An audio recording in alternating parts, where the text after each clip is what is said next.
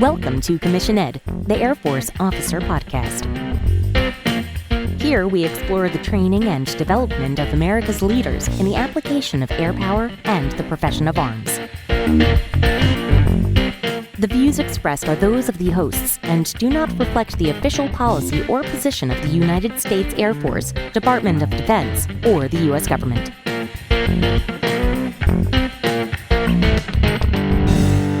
Welcome back to another episode of Commission Ed, the Air Force Officer Podcast.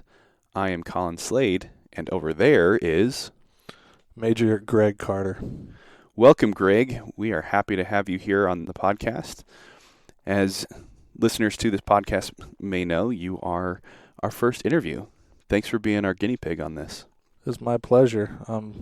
I'm willing to do whatever it takes to get some good information out to the folks that are listening. Yeah, we really appreciate you taking the time and also making the trek out here to Utah. Not a vacation paradise, but, Utah's a nice place to visit once in a while. Yeah, it's a good place to be. Surprised that we've had snow and cold and rain the whole time, but hey, we still got beautiful mountains. That's right. All right, Greg, let's get right into it. People don't want to hear from me as much as they want to hear from you, so let's turn the microphones over to you. Let you talk about who you are, where you're from, how you decided to join the Air Force, what it is that you do in the Air Force, where you went to college, those sorts of things. Why don't you take it away? Well, just give you a little bit of background. I was raised in the suburbs of Minneapolis, Minnesota. I'm the oldest of 6 children. And, pretty average upbringing, nothing special. Tried my best to get through school and get out into the world. After graduating high school, I did 1 semester of college, was more interested in earning money and working. So I did that for a few years. And then in 2003, we went to war with Iraq. And when I saw that there was a lot of media coverage at the time of our troops over there engaging in battle. And I hadn't had a lot of exposure to the military prior to that time. I think I had heard from a junior ROTC commander at one time about his program, but I just kind of had this desire to go do my part, as I had experienced 9/11, and our country was kind of in a little bit of turmoil, having gone to Afghanistan, and so I kind of felt this need to do my part. At the time, I was 22 years old. I was working at a bank as a loan officer, selling money to people, and it wasn't very fulfilling at all. And so one day I was just eating lunch, taking a break from the bank, and I looked across the street, and there's a recruiter's office. So I just kind of thought, hey, I'm kind of curious. At the time, I had 1 child, and I was trying to raise a family already at age 22. But started talking to the recruiter, and they said, hey, this is what we can offer you, a career. And, at the time, I didn't have a degree, so I had inquired about what does it take to be an officer. They're saying you got to have a bachelor's degree, which I was nowhere close to. So I took the ASVAB test for anyone who wants to enlist in the military. Did well on it, so they said, hey, you can do any job that we have in the whole Air Force. And so there's, thousands of jobs, it seems like. And it's like, okay. My dad growing up had worked on airplanes his whole life, or my whole life pretty much. From when I was young, he was a machinist for the airlines. And so I had some exposure to aircraft, and I talked to him, and, he had talked about avionics. And so I said, hey, why don't I do avionics? I asked the recruiter. It seems like it'd be something I'm interested in. It's challenging. But ultimately, I really wanted to be an officer, so what do I got to do to do that? And so, I enlisted. I got a guaranteed job as an avionics technician, so I ended up working on F-16s for a few years. But the whole time I was outside of work, I was taking classes so I could become an officer. I didn't know exactly how that path was going to work out, but I knew that was the goal. But in the meantime, the recruiter was telling me, I could support my family with an airman's wages. I was like, okay, I can do this. And so we left the bank and I went to basic training. My family stayed back home. When I finished basic training, my wife ended up joining me, and so we sold our house and she moved out to Texas. I did some tech training. And then, we ended up in New Mexico for a few years as I was putting into practice what I had learned in tech school. And then taking college classes as much as I could on the side, doing online classes. I ended up getting an associate degree, and then I graduated from the Community College of the Air Force. And about that time, I was looking into these commissioning programs. They have a few enlisted commissioning programs. And I was really interested in it, obviously, like, what does the path look like? How do I become an officer now that I'm already enlisted? Well, there's a couple of different ones. AECP, the Airman Education and Commissioning Program. It was very attractive to me because you stay enlisted, you get paid as if you're on active duty while you go off to college and study full time. So that one was very attractive. But for me, I didn't really want to study any of those majors that would qualify for the program. So I decided this Airman Scholarship and Commissioning Program was the best for me. I would actually separate from the Air Force and sign a contract with the ROTC detachment and commission later on down the road. So that's what I did. I applied. There was a very long process on putting together this package of information and with, everything under the sun of what my qualifications were. And so I put in that package, and a few months later, Colonel called me into his office. And it was kind of funny because they tried to play a joke on me like I was going there to get in trouble. But I knew why I was getting called in. And so reported in, and they said I had been selected for the program. And so at that point, I started doing my separation paperwork and prepared to separate from the Air Force, knowing that I would ultimately just get right back in. But I ended up going off to ROTC, and because I had been enlisted for a few years, they decided that I didn't need to do the first year of ROTC, so that was good. I started right in, and it worked out because I really only needed 3 years of school. Actually, I really only needed 2 years of college to graduate, but when I added in all of the ROTC courses, it made sense to do 3 years. So yeah, it worked out really well. And that commissioning in 2010, it was a big deal. And it was kind of like, finally, I've achieved my goal.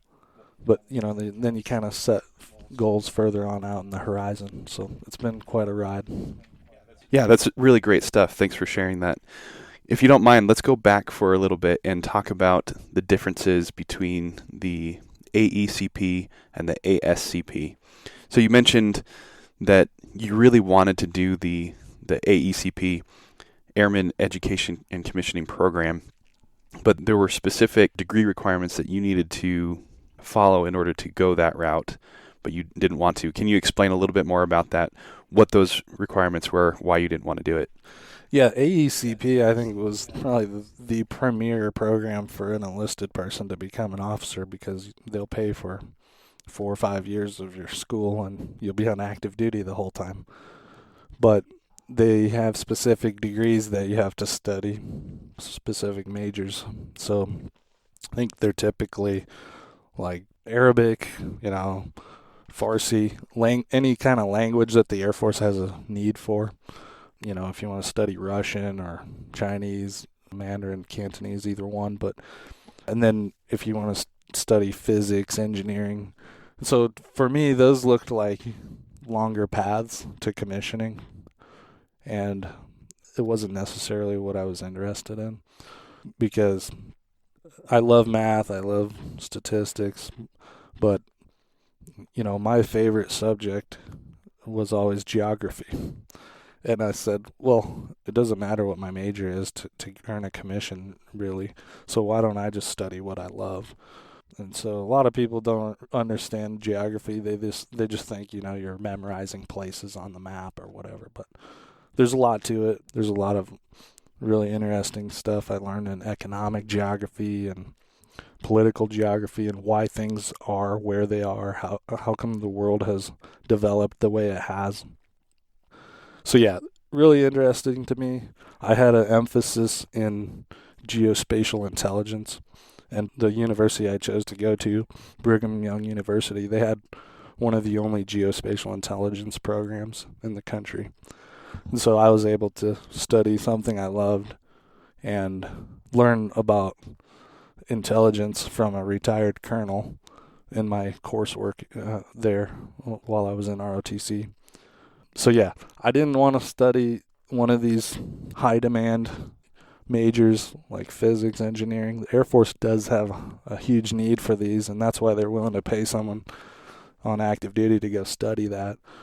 But I wanted a little bit quicker path on a major that I really enjoyed, so that's why I went that route. But if you did have interest in some of those high demand majors, I think that would be the way to go. And in order to go that route, is that a conversation with a commander, with the first sergeant? Is that where it starts?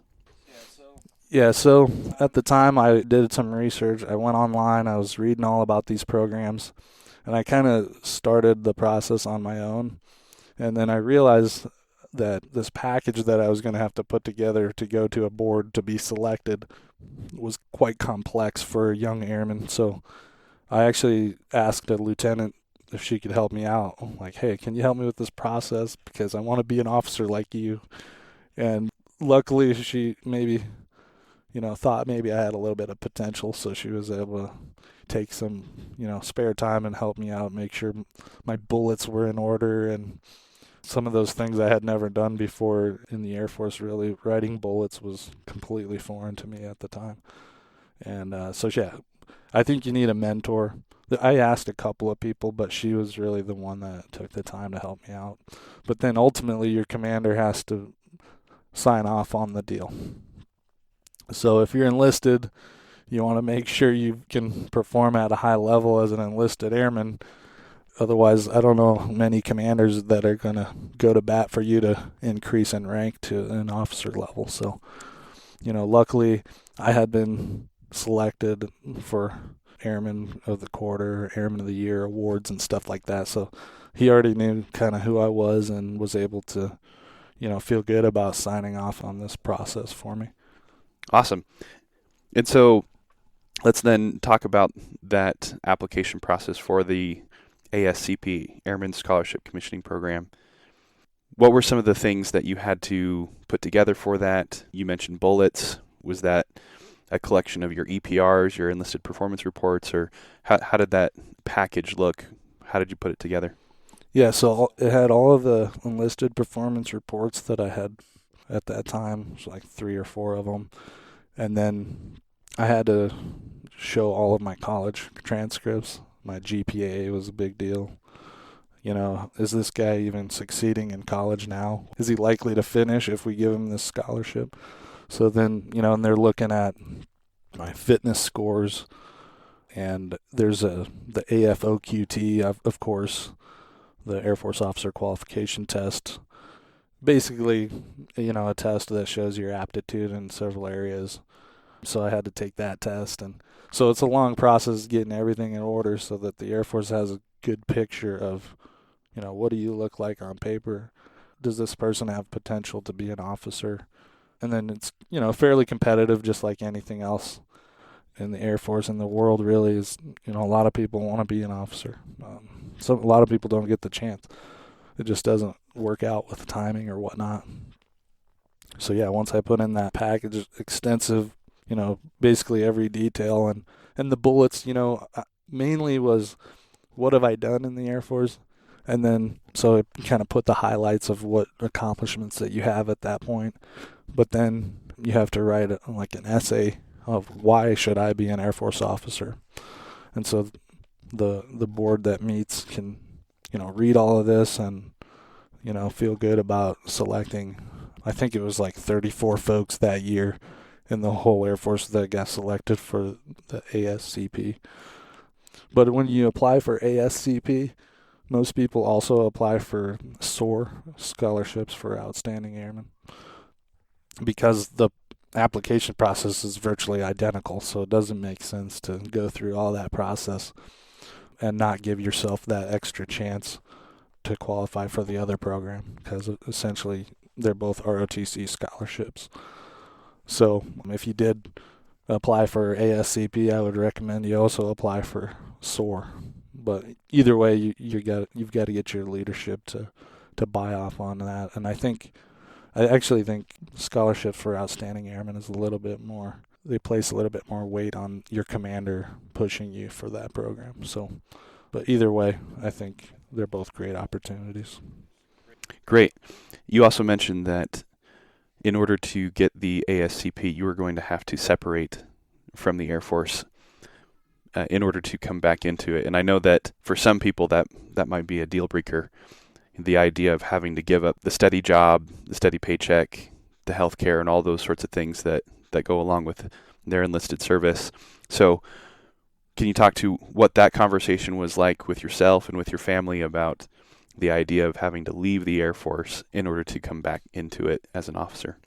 Yeah, that was definitely not a great part of the whole process, was separating, because, obviously I wanted to be in the Air Force still. But it was difficult because I had to figure out, if I'm not going to be on active duty, by that time I had 2 kids. So I was thinking, how am I going to pay my bills? Well, having served for almost 4 years, I did qualified for the GI Bill. So I was able to draw from the GI Bill during those months that I was in school, and to pay my bills and feed my kids. And then during the summer, I would just work a job. Yeah, so knowing that I was going to have to separate, there was a lot of pressure that I put on myself to actually follow through and graduate from college, from ROTC, because what would end up happening, they actually let me out of my enlistment a little bit over 2 years early. And because they had done that and given me this scholarship, if I didn't follow through and commission, then I was actually obligated to go back enlisted and finish out my service commitment. So that was a lot of motivation for me to do well in school and to follow through with the process. So I guess there wasn't a ton of fear that I wouldn't be able to get back in. It was more like, am I going to follow through and come back in as an officer, or am I going to mess up and go back to my enlisted job? But I felt pretty confident that I could go through college and get the grades I needed and support my family with the GI Bill. So I think that's something that people should know when they're considering these enlisted commissioning scholarships, is like, there is a way that you can make the finances work and to separate and still do the things that you need to do in order to pay for everything you need and get through college. And I think it's really, I think online college is awesome, but for me, it was like, there was nothing better than going to the actual campus of my choice and being able to be there every day and meet people, go to the library, and just, immerse myself in that college experience. How did your wife and your kids were probably still a little young at the time, how did they feel about leaving the Air Force and perhaps losing out on some of the benefits that are available to spouses and families during that time? The big one that's on my mind specifically is that of healthcare. Right. Yeah, that was actually quite a challenge. My son had just been born like the year before, and we had all these medical bills and everything that was all covered by TRICARE. So you can't beat the medical coverage that the Air Force offers. we have impeccable health care. We don't even have co-pays typically. So losing that was a challenge, especially because, while I was in college, my wife got pregnant again. So it's like, all right, now how do we cover this birth? So, we bought the university health plan, and then we had, my wife actually at one point during this 3 years of college, she had emergency surgery. It was like, pretty expensive bill that we got from the surgeon, obviously, and I had to pay 20% of it. That wouldn't have been the case if I had been active duty. So there were some challenges like that, but luckily, I was able to do well in my job in the summertime during ROTC to pay for everything I needed. But yeah, those are some things to consider, especially if you have family members with like health issues or whatnot, because those types of things can really set you back financially, and that can hinder your ability to finish a program like ROTC. Great. Thanks for sharing, Greg. So we've talked a lot about the process that you went through getting into the Air Force, what you've done for the Air Force, but what your overall goal was, that of becoming a commissioned officer.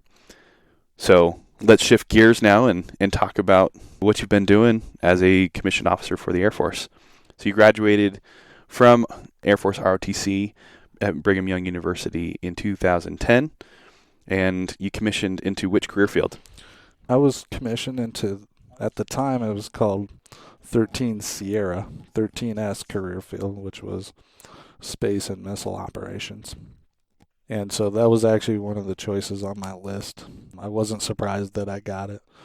You find out like toward the end of your junior year, like what you've been selected for in ROTC. And so when you found out you were going to be a 13 Sierra, you still didn't quite know like if you were going to end up doing the space track or the missile track.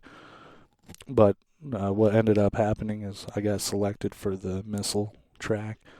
So when I commissioned, within 2 weeks of commissioning, I ended up going to Vandenberg Air Force Base, California to do the missile IQT, and that was about a 6-month course.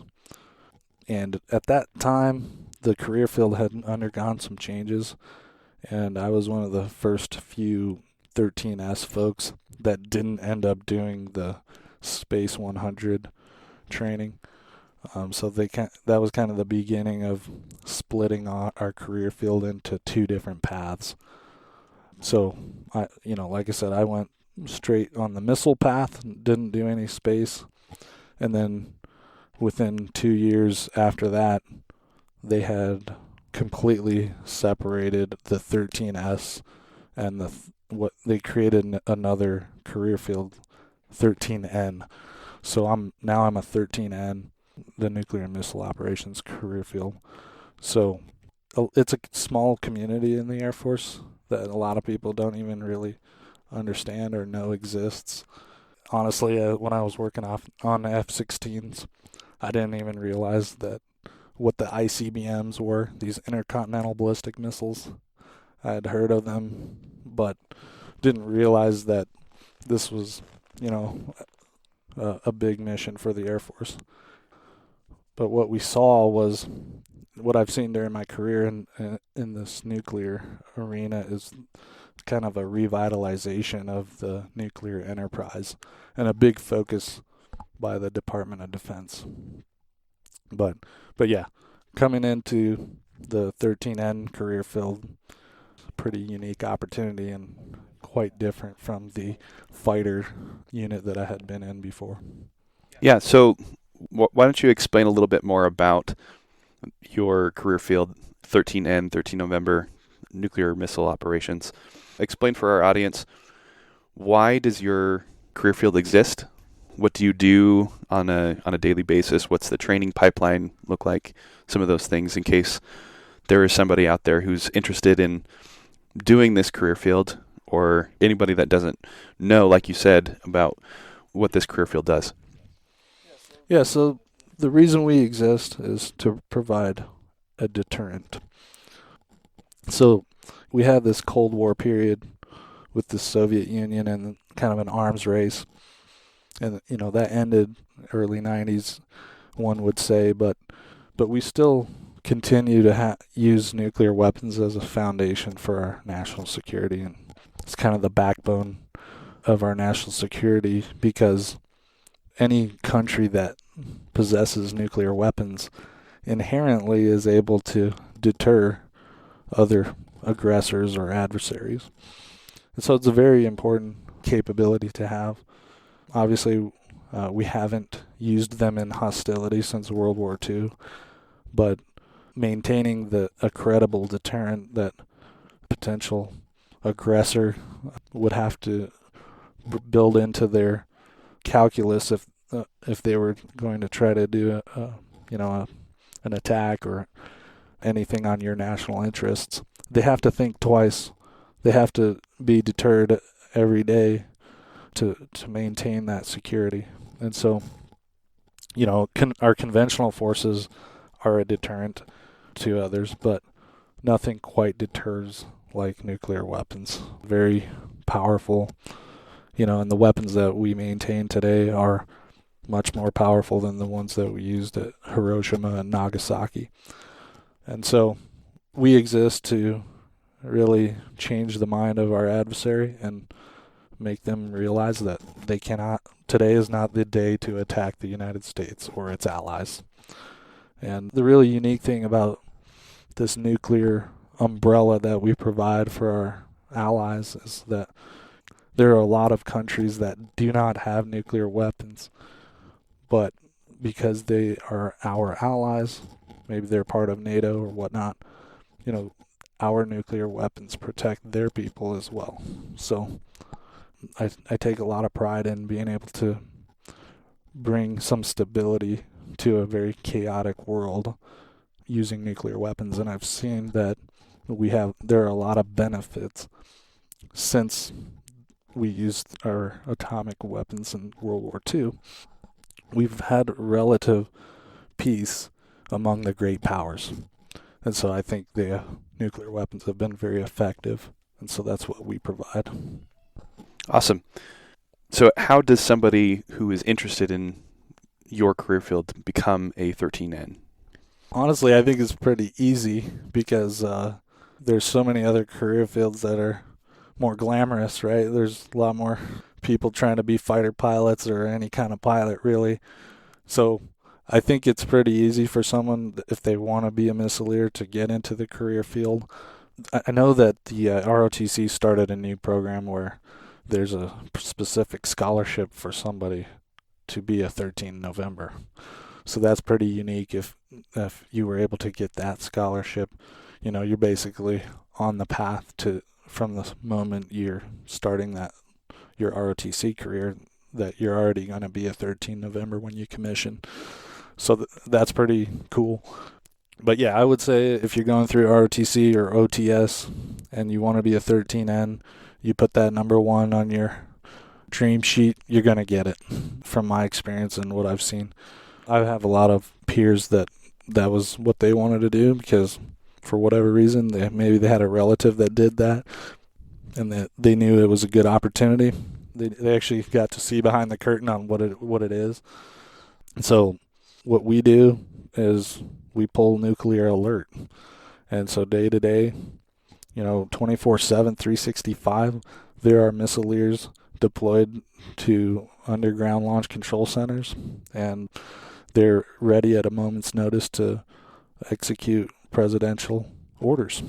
And so a very unique job, being that the only person that can tell us to use our weapons is the president. And it's quite a lot of pressure. There's a lot of safety involved, obviously, when you're dealing with nuclear weapons. There's a lot to learn about, how do we operate these things within the right parameters so that, we can protect the nation and not have an accident and stuff like that. So who is the customer for the nuclear operations community? Who do you exist for? You mentioned the president. Is he or she your customer? Is that the person that you exist for? Well, he's one of them. He's one of many, I would say millions. It was funny because there's a quote by President John F. Kennedy. It was during the Cold War, and he said, "I have an ace in the hole." And what he was talking about was a new ICBM capability. And so, yeah, ICBMs, obviously, the president uses them as part of deterrence because he has these weapons on alert and ready to fire at a moment's notice. He has something that a lot of nations don't. So he's our customer, but in that sense, the whole DoD has this nuclear backdrop, right? So our conventional forces may not be attacked because the adversary knows that if they attack our conventional forces, there's potentially a nuclear consequence. So that's why we kind of look at it as the foundation of our national security. But like I mentioned earlier, we protect a lot of allies, such as Japan, South Korea, all of our NATO partners that they don't actually have nuclear weapons themselves, but because of the agreements, the security arrangements that we have between our nations, our nuclear umbrella protects them. And an attack on some of these other nations would be considered an attack on the United States. And so we have this obligation to protect them. And I think that's the beauty of, the stability that's been created by having these security agreements. And we haven't had a large-scale war between superpowers. And so I would say, in some sense, we just have millions of customers all over the world. And they may not even, a lot of these folks in these other countries, they don't know I exist. But they are able to have stability and peace because we are providing that nuclear deterrent in the backdrop.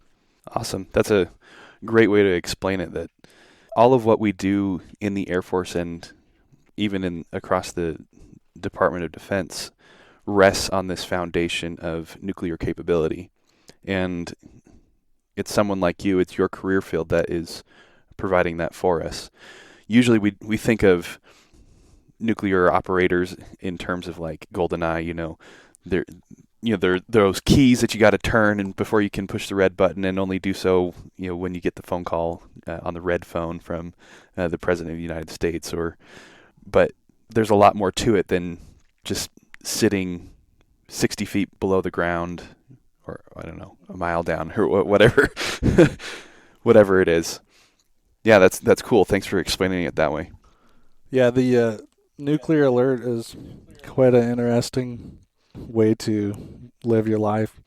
We would typically go out on alert 7 or 8 times a month for a 24-hour period. So about every 3 days you would go out and spend 24 hours underground. And what people don't realize is that, oftentimes we're driving like over 100 miles just to get to the alert facility, because our missile fields, the ICBM fields that we have, they're arrayed in a way that they're all geographically separated for security reasons. And so we've got these, missile fields are, some of them over 10,000 square miles.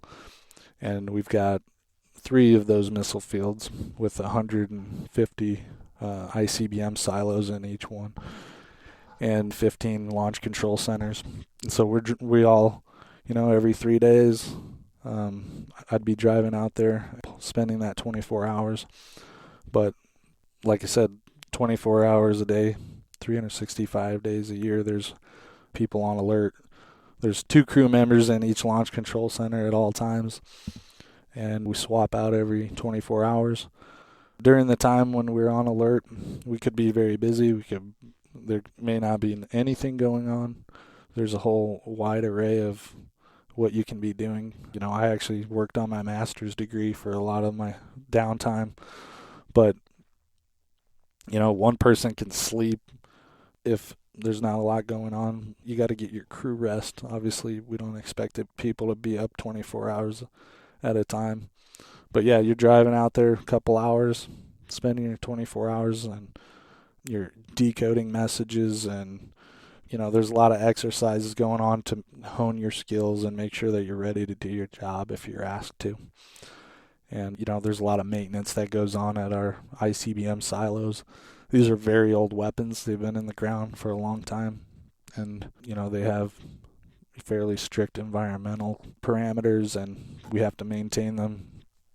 So a lot of the time you're busy with security.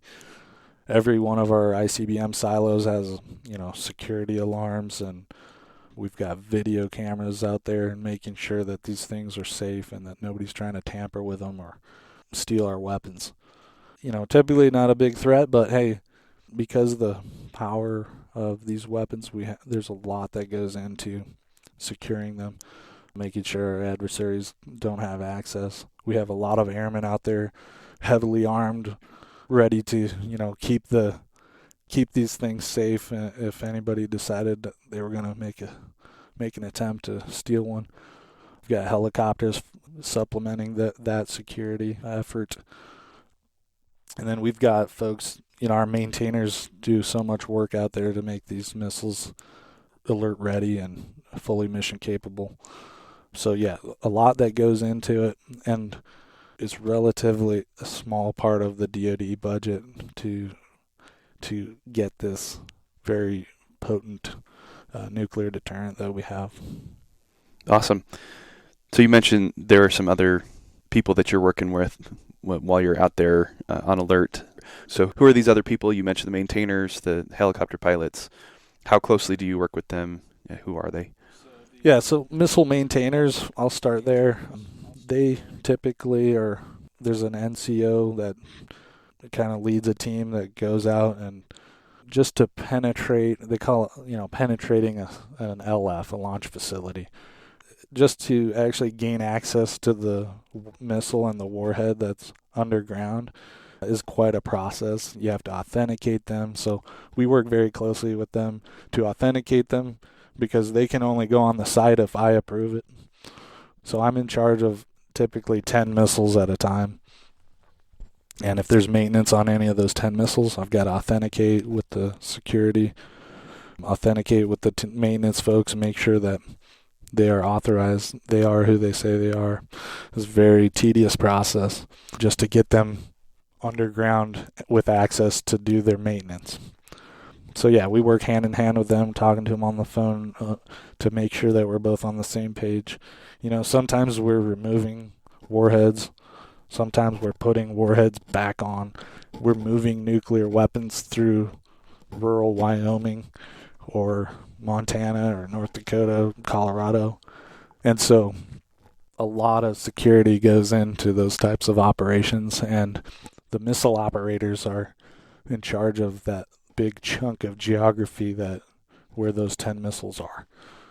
Typically we don't work a lot with the helicopter pilots. We know they're flying around, but we work very closely with the flight security controller that works above ground at the missile alert facilities.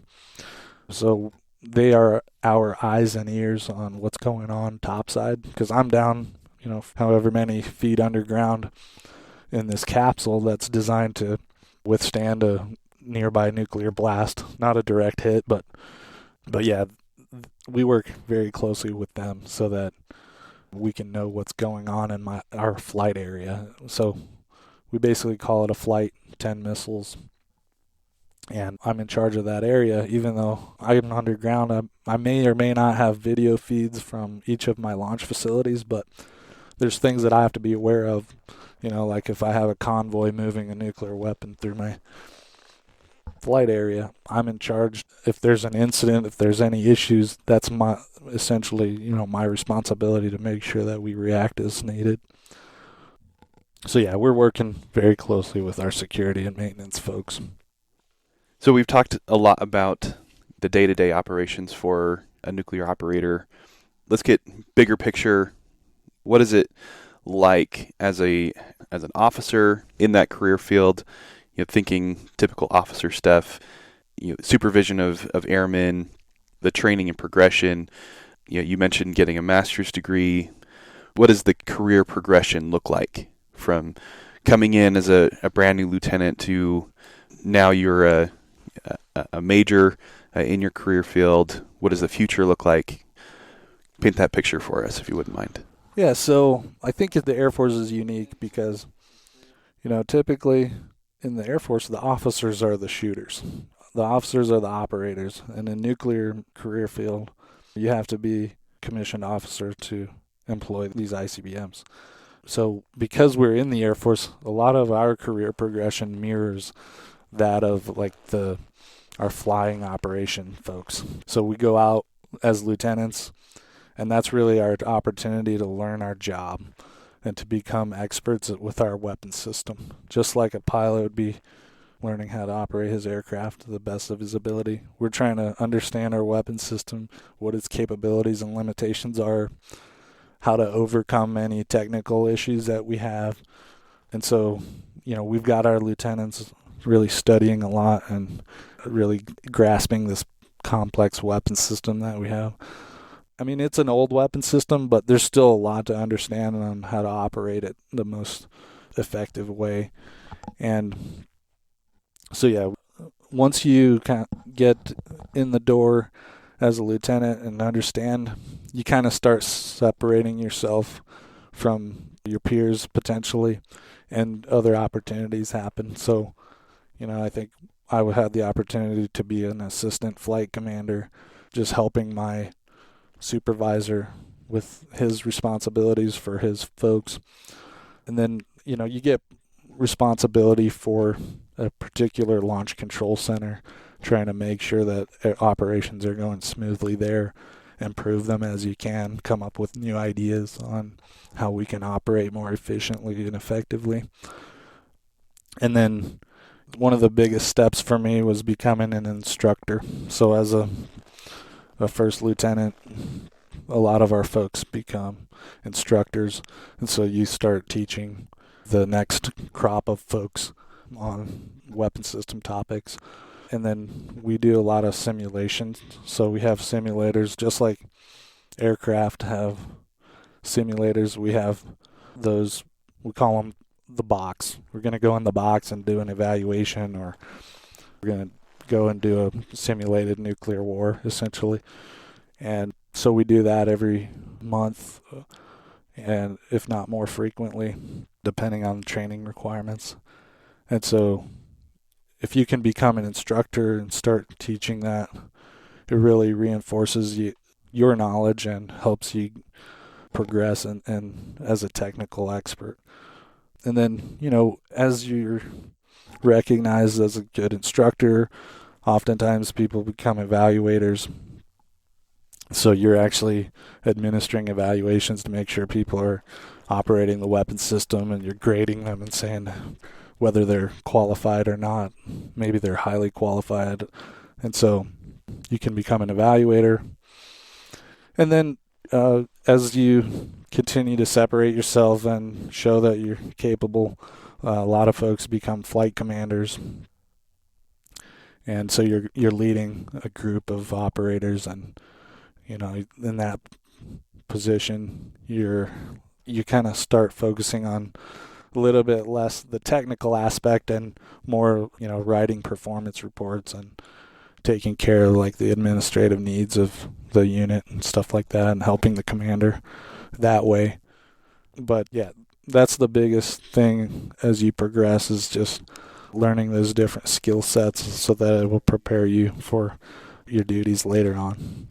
So the opportunity for supervision of other airmen is primarily on the officer side and in that instructor role. Is there an opportunity for supervising enlisted airmen in your career field? Yeah, so that opportunity is definitely not there in ways that other career fields have. And that was kind of one of the big changes for me, because, I came from a unit, we had like a lieutenant in charge of 90 airmen. Well, as a lieutenant in missiles, I might be in charge of one other lieutenant, right? So it's a lot different that way. It's still a big responsibility because, you want to make sure that your deputy, so we have commanders and deputies in these two-man crew or pairings. So when you go on alert with your crew partner, there's one senior and one junior. And so that senior crew partner is really responsible for the development of that lieutenant, the younger lieutenant. So it's much different because you're not going to get a bunch of troops at one time. The progression of actually having someone to supervise is very slow, and it's a much different career field. We have about 200 operators at each of our missile bases, and they're all officers. And there's, in the way the units are set up right now, the maintenance folks, they have their own officer leadership. And some of our support folks, they have their own leadership. So the operations squadron, there's only, a dozen or so enlisted folks in our operational missile squadrons. Typically, those are the facility managers, the folks that, run the missile alert facilities, make sure that food is prepared and the facility is up to par and it's maintained properly, and just continue operations.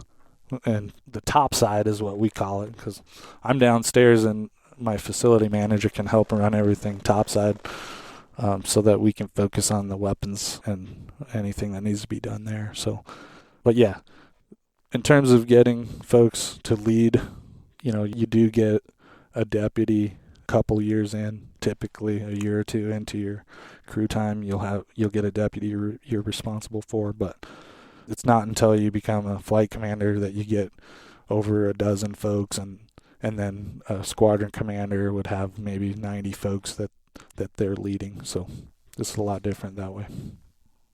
So if the opportunity for direct interpersonal sort of leadership that we typically think of and train for through our commissioning sources, if that isn't there, what have you done and what would you recommend others in your situation do to develop your leadership? How have you become the leader that you are today? Well, very early on, I did a lot of reading to really figure out, maybe I should have done this before I commissioned, but when I did commission, I was given this book called The Commissioned Officer. And basically outlines, what does it mean? What do you need to become to be a good officer? And what are your responsibilities? And so I did a lot of reading, study. Like we mentioned, I actually did a lot of master's classes online while I was on alert.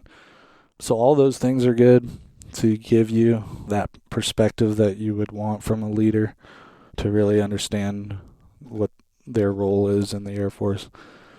And then there's a lot of opportunities to volunteer, to do something outside of, operating nuclear weapons, to give yourself that opportunity to lead. So even right now, I don't supervise anybody as a major because I'm doing my staff tour. So I just volunteer to do things in the community. I volunteer to do things within the command. I work with a lot of folks in our command to put together a conference that's designed to empower leaders. And so, we lead some efforts just outside of our day-to-day responsibilities. There's a lot of things that you can volunteer for, put yourself out there to lead some efforts for change and to make things better in your workplace. Yeah, you mentioned that you're doing a staff tour. We haven't talked a lot about that yet here on the podcast, and so what a great opportunity to learn a little bit about what working at the staff level is like and how that continues to develop your leadership capabilities. Yeah, so I'll kind of give a little bit of a further rundown. After my time at the missile wing, I finished some time as a flight commander, and then I had to move on to my next assignment. And so I ended up spending 3 years operating ICBMs, but this time from an aircraft. So there's actually a Navy airplane, ironically enough. The Navy flies the E-6B Mercury aircraft, and it has what's called the Airborne Launch Control System on board. That launch control system can launch all of our nation's ICBMs from the air, if the guys on the ground were unable to do so for whatever reason, incapacitated or whatnot. So I did that for 3 years, flying around and doing operations. So essentially I spent about 7 years, the first 7 years of my commission time, doing ICBM operations strictly. And then what I realized was, to develop as an officer, everybody's telling me, you got to go do a staff tour. And so I'm thinking, all right, what jobs are considered staff? And so by no means am I an expert on this, but some of these jobs, as you transition to like a senior captain or major, you're expected to do a staff tour. So right now I'm at United States Strategic Command, and so essentially the officers at Strategic Command are the staff officers for the 4-star general. Well, now we have a 4-star admiral. General Hyten just had change of command, and so now we have Admiral Richard. But I'm basically doing staff work and implementing the policies, establishing new policy, changing policies, basically making sure that our nuclear enterprise is operating the way we want it to. That's what the United States Strategic Command staff does. But the other thing is that we still have an operational role in employing nuclear weapons if we needed to. So it's pretty unique. I really like it because I'm able to do staff work, but then also still be pretty closely involved with the operations of our nuclear weapons. And the nice thing about the staff tour right now is that I'm doing joint work, so I work very closely with the Navy. I've been able to, learn a lot about our submarine-launched ballistic missiles, and in addition to our Air Force brethren on the bomber side of the house, I've been able to kind of branch out and learn about some other weapon systems and how we employ those as nuclear deterrents as well. Yeah, if you don't mind, let's define a couple of things there. First, what is meant by staff? So we're talking something that is above the wing level, which is the operational level of the Air Force. So we're talking a numbered Air Force, a major command. So that's what we mean by staff. And it is very typical for any officer in their career progression to spend at least one of their assignments working some sort of staff. And so when you were being told that you need to go do a staff tour, that's what these other officers were saying, is that it is your time, it's the right next step for you in your career progression to go to a staff level. And so you ended up at USSTRATCOM, which is not an Air Force major command. It's being run by an admiral at the moment. So what kind of command is that? The United States Strategic Command is unique. It's kind of evolved from what used to be the Strategic Air Command. General LeMay is actually credited with a lot of our heritage and why we exist in the construct that we do. But essentially, United States Strategic Command is responsible for the nuclear deterrent that we provide as a nation. There's 150,000 folks that work every day to do these operations with ICBMs, bombers, and our, submarine force out there. So specifically, I'm working right now in the J5. So you have like any major command, and especially a joint command, it's broken up into J directorates. So J1 all the way down through J9.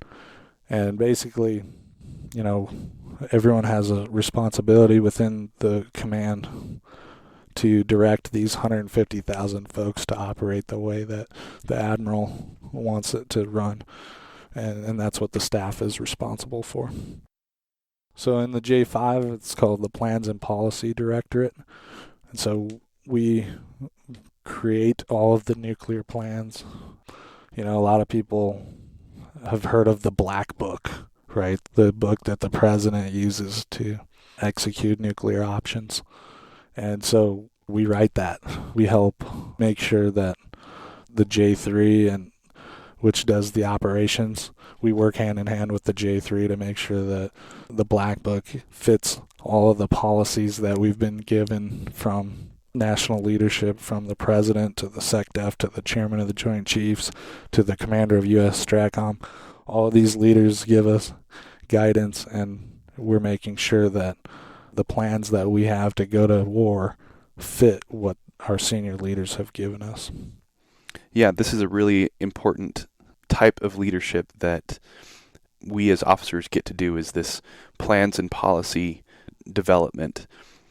Yes, within our commissioning sources, and we are typically thought of as interpersonal leaders, but at some point, every officer should have this opportunity to work at a staff level and exercise leadership in a very broad sort of sense, in that you are taking a look at what the mission is for that specific major command or combatant command, and develop these plans and these policies for implementation across the units that operationally execute the mission.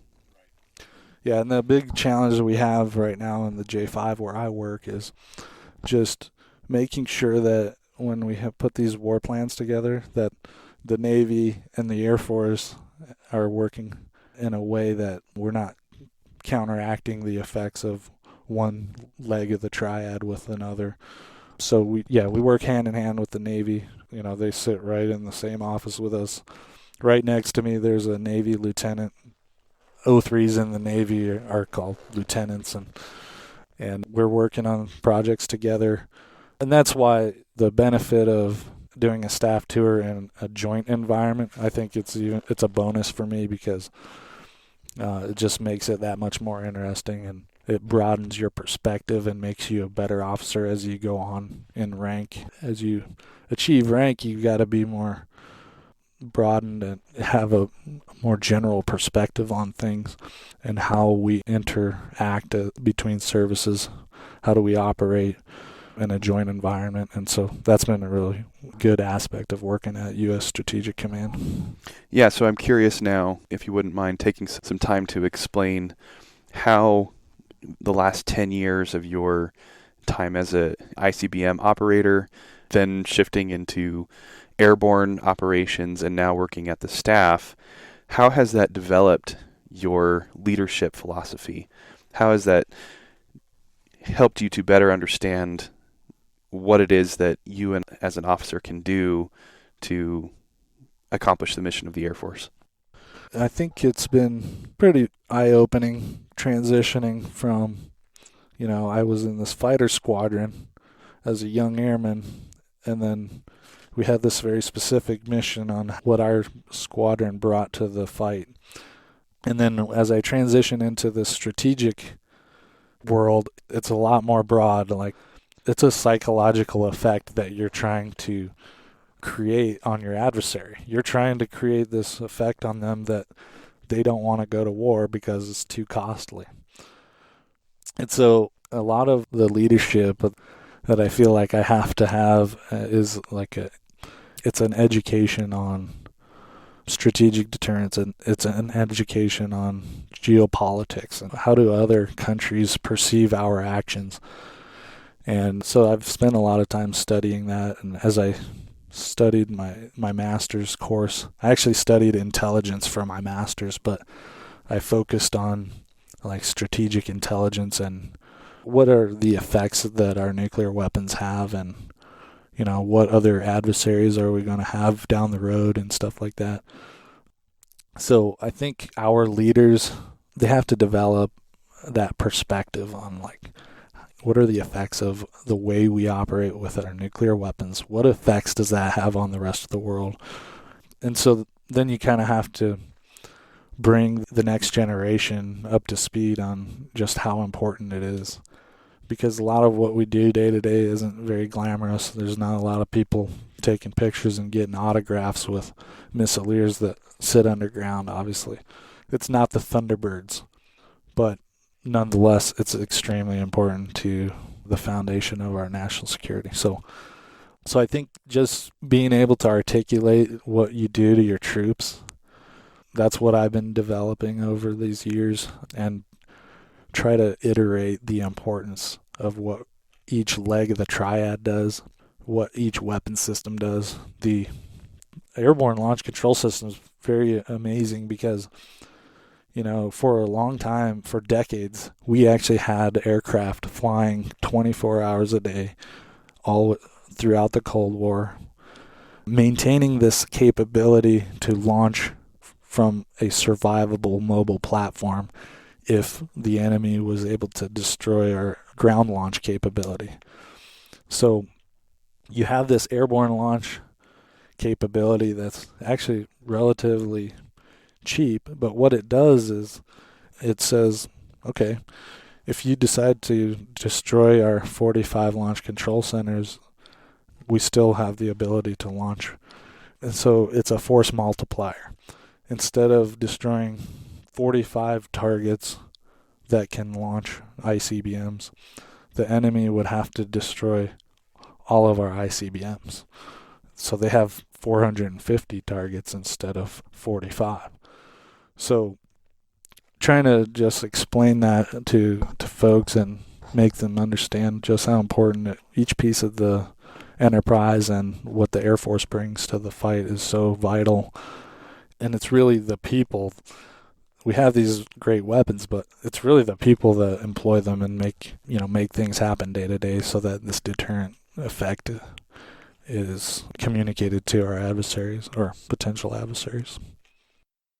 With that understanding in mind of how you've gotten from where you were as an F-16 avionics enlisted airman to where you are now working staff policy and plans for the entire nuclear enterprise, seeing the end from the beginning sort of thing, what would you want to tell Airman Carter way back when, or someone who is on a similar path now? What do you wish you knew then that you know now? For me, one of the best things I've done is study geopolitics, and it's really education is the key. You've really got to be able to develop as a person. You've got to develop that intellectual understanding of the role that you're going to play in the Department of Defense. And so, I would say study as much as you can. Understand international affairs and how countries interact with each other. And I think part of that, it's very important for military officers, is understanding history. I think definitely you need to understand World War I and World War II and why those wars happened, how they unfolded. And I think that really helps you gain perspective on just how important it is to be able to create a stabilizing effect in the world, because it is a very chaotic world. There's a lot of security issues. There's a lot of countries that are struggling. So many regimes are constantly failing and emerging. I think it's important for an Air Force officer or any military officer to understand where we fit in and, what are we providing to our allies and what do we need to convey and communicate with our weapons to our enemies. So I think that's the biggest thing that I would say is study, learn about military history, learn about geopolitics. And then the other thing is there's a lot of opportunities that I've been pursuing with foreign affairs outside of my core career field of 13 November. There's an opportunity to use foreign languages in your military career as an officer. There's this foreign affairs officer program that I've been pursuing. And so what I would say is, hey, maybe you should have learned that Arabic. Maybe you should have went and taken that, majored in Farsi, or learned one of the more strategic languages, because you could really benefit the Air Force with that. So if I had to go back, maybe I would do things a little bit different. I might have studied international affairs more, maybe did a minor in that. or studied international affairs for my master's if I had to go back, knowing what other opportunities may be opened up by that. But yeah, I think that's kind of my advice would be, you need to understand what the role that the U.S. military has played in the past and how it plays into geopolitics today. If only we could all go back and do things a little bit differently, right? Yep. Hindsight is 2020. Right. So to all of our listeners out there that are on the verge of joining the Air Force in any capacity, take this as sound advice from a major in the Air Force. Study what's going on in the world around you. Don't have your horse blinders on and only focus on the things that are interesting to you, the latest video game or whatever's being streamed on Netflix or Disney Plus. I mean, come on. The Mandalorian is awesome, right? But it's not going to teach you anything about what's going on here in our world. We need to understand what's going on here so that as officers in the Air Force, we're able to provide those strategic effects, especially with regards to the nuclear enterprise, right? Oh, yeah. That's one of the things I would also give some advice in is like, hey, don't be afraid to read some nonfiction. Like, I focus on nonfiction. I know there's a lot of good fiction out there, but the real world oftentimes is just as interesting, if not more so, than any made-up story. And so I really take a lot of the satisfaction in reading on particular events and folks in history that have made a big difference to shape the world that we live in today. And, you know, as a group, Air Force officers, we are shaping the world that we live in. The things that we do every day shape the world and the security environment that we have. So we need to be well aware of all of those topics and what our national interests really ought to be today. Well, Greg, there's so much more that we could get into, but we'll just have to have you back. Yeah, this has been great. Let's do it again. For sure. So a couple of things to wrap this up. You mentioned Foreign Affairs Officer as something that you're pursuing. Is that on the immediate future? Is that an uncertain? What does the future hold for you? Oh, that's a fun question. So actually last week I was notified that I was selected as an alternate for the Foreign Affairs Officer program. So basically I'm still waiting to see if the Air Force calls my number and if they choose me. And then basically what happens if you get selected as a Foreign Affairs Officer is that you go to Naval Postgraduate School at Monterey, California. You spend a year studying international affairs, and then you potentially are taught a foreign language if you don't already know one, or if the Air Force needs you to learn another one. Whatever the needs are at the time for languages, you know, I was prepared to, well, still am. If my number's called, I'd be willing to learn any language on the planet. That's kind of what you sign up for when you put your name in the hat for this opportunity. But yeah, there's a lot of opportunities to broaden as an officer, and finally it looks like our senior leadership is on board with recognizing the value in allowing officers to broaden beyond their career field and to pursue some of these other things. You know, one of the other broadening opportunities would be like teaching ROTC, teaching SOS, and just getting outside of your career field and doing something different. There's a lot of value in that, and so I'm looking forward to seeing what we can do with our partner nations across the world and how to help benefit them with what we do in the Air Force. Yeah, that would be really cool if you could do a tour in ROTC or OTS or something like that, one of those give back tours. I can tell you the time that I've spent in Air Force ROTC now as a commissioned officer has been by far the most rewarding time that I've spent in the Air Force. It has helped me to develop more as an officer than anything else so far. And I've had quite a few opportunities for direct leadership of airmen, but nothing quite like building cadets and future officers from the ground up. That is truly an awesome leadership experience, and it'd be great if you could go back to Brigham Young University, Detachment 855, and spend some time there, or take your knowledge and your expertise somewhere else in the Air Force on the instructor level. That would be really cool. Yeah.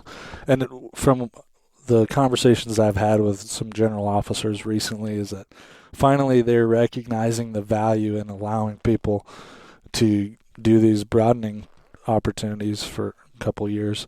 They're seeing the payback, and they're seeing all the skills that people develop. And I would say that like the perspective that you gain is invaluable as you bring that back to your main career field on your that following assignment. They finally see that it shouldn't be frowned upon as maybe it once was to leave your career field and come back. And so I think we're going to be able to promote those officers that have taken those broadening opportunities and not discourage that kind of thing going forward. I think there's so much value that you get in perspective and experience. Like you're saying, it's very fulfilling. And I think when you bring that back, it's well worth the time that you spent away from your main career field. Absolutely. All right, we haven't had any good war stories yet, so I'm going to see if I can draw one out of you. So, good war stories. What is meant by broken arrow, and have you ever seen that sort of thing happen? Okay, so broken arrow. So, yeah, I think the movie actually gets it wrong. The movie should have been called Empty Quiver because they lost a nuclear weapon. But maybe broken arrow sounds cooler to Hollywood. Yeah, broken arrow is definitely a lot cooler than empty quiver. Yeah. So really, a broken arrow is like a nuclear detonation that's potentially could cause a escalation and a big issue, right? So no, I have not seen broken arrow. Haven't seen an empty quiver, but I will say that I can tell a couple of war stories. One time I was on alert. I mentioned that we can sleep, so we typically alternate sleep shifts. Well, I actually woke up one morning to my crew partner yelling at me, and you're behind a curtain in a bed mod, just a little tiny bed behind a curtain, and you just sleep there until your crew partner is ready to wake you up so he can go to sleep, type of thing. Well, I woke up to this yelling, and I had only been asleep for maybe an hour or two, and typically it would have been like a 6-hour sleep cycle. And I was like, what's going on? Why is he yelling at me? I opened the curtain, and he's missing his front teeth, and he's bleeding all over. And I'm like, what the heck have you been doing while I'm sleeping? Yeah, so anyways, that was a night full of emergency procedures and trying to get relief and trying to play dentist. We actually ended up putting his teeth back in his face before someone could get back out to relieve him. This is a 2-person job. It cannot be done by one person because of nuclear surety and all the rules that we have, right? So, yeah, we washed his teeth off. They were on the floor when I woke up, and I'm like, wow, man. But that was a fun time. Honestly, the war stories for a missileer are pretty silly compared to, some of our peers going out and getting blown up by IEDs and, going through, getting shot at, all of those things. But so I feel a little bit inadequate in this subject. But hey, one time we had a fire I had to deal with where smoke was filling up in one of our underground equipment buildings, which luckily our equipment did its job and the smoke never entered our capsule. But, we had to call the fire department, come figure out what circuit breaker to pull to quit this electrical fire, basically, to get this fire to go out.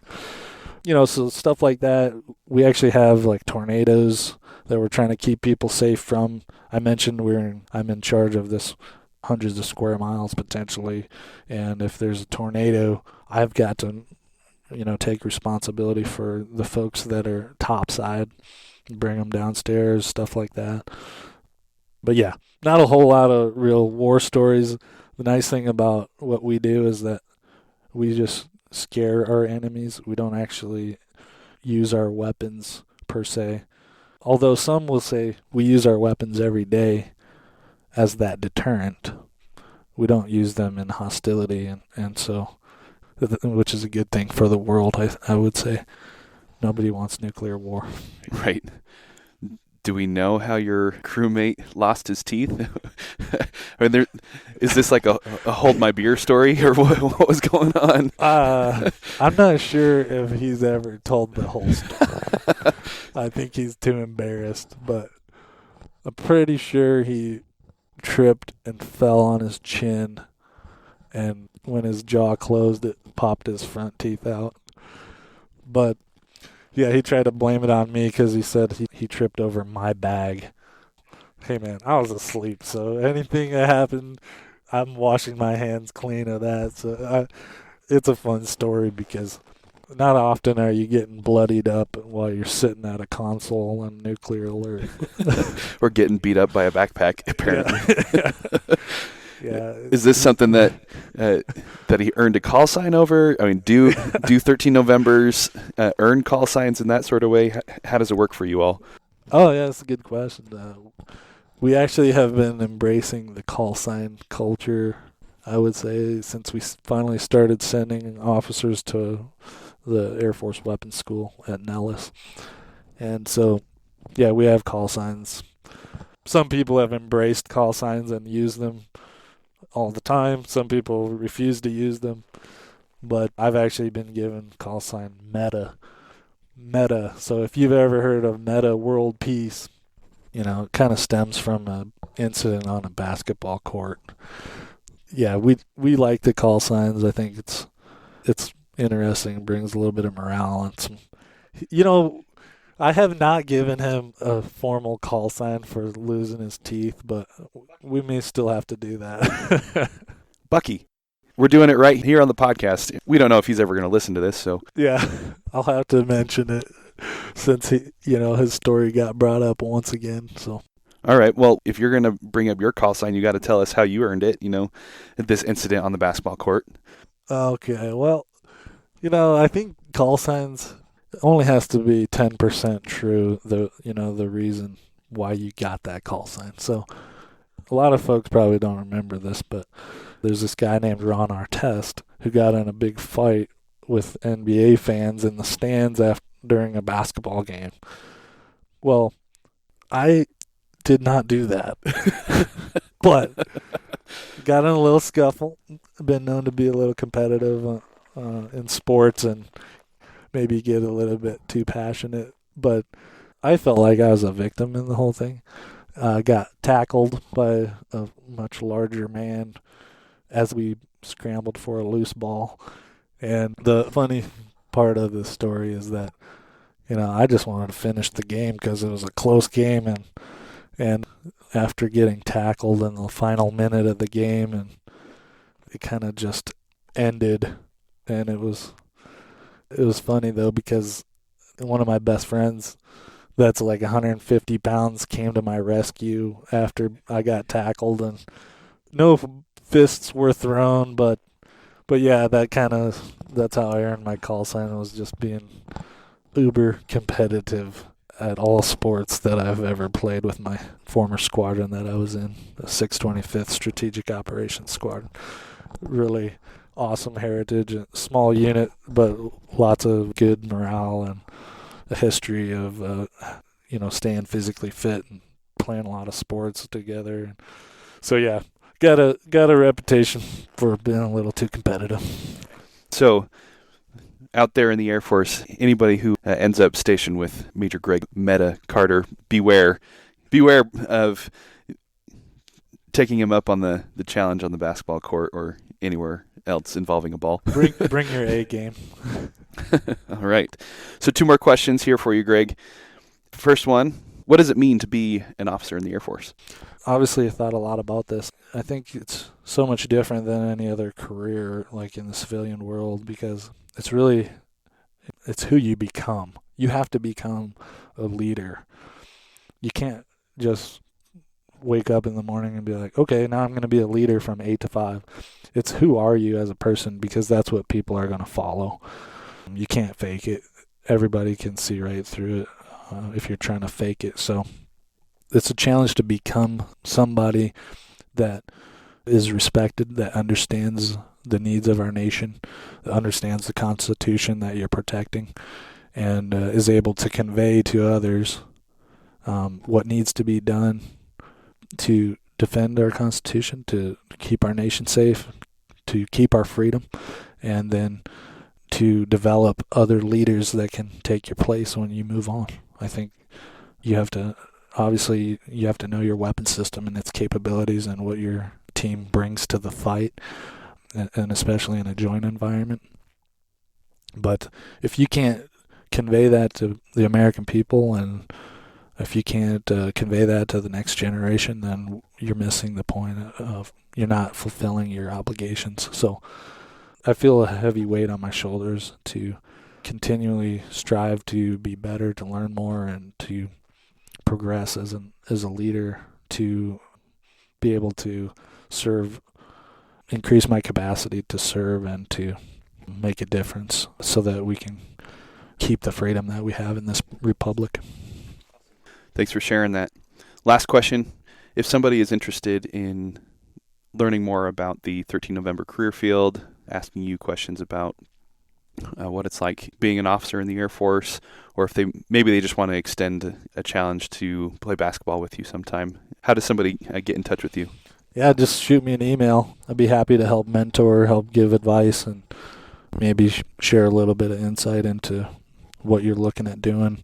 But yeah, I'd be happy to give my email, greg.e.carter.mill@mail.mil. Yeah, shoot me an email, and I would be happy to help you out with anything you're facing. Great. Thank you so much, Greg. This has been a wonderful opportunity and discussion. I've learned a lot about the nuclear enterprise and what it means to be in charge of nuclear weapons, and appreciate you taking the time to explain all that for us, give us an insight into some of the commissioning opportunities for enlisted airmen, what it means to be a nuclear operator in the Air Force, and most importantly, what it means to be an officer. Yeah, it's been a pleasure. I appreciate you having me. Of course. Let's do it again sometime, all right? Definitely. All right. See ya. Thank you for listening to Commission Ed, the Air Force Officer Podcast. The views and opinions of the authors expressed herein do not state or reflect those of the U.S. government and shall not be used for advertising or product endorsement purposes. Mention of any specific commercial products, process, or service by trade name, trademark, manufacturer, or otherwise does not necessarily constitute nor imply its endorsement, recommendation, or favoring by the U.S. government. The mention of companies by name is solely for the purpose of discussion and should not be implied as endorsement.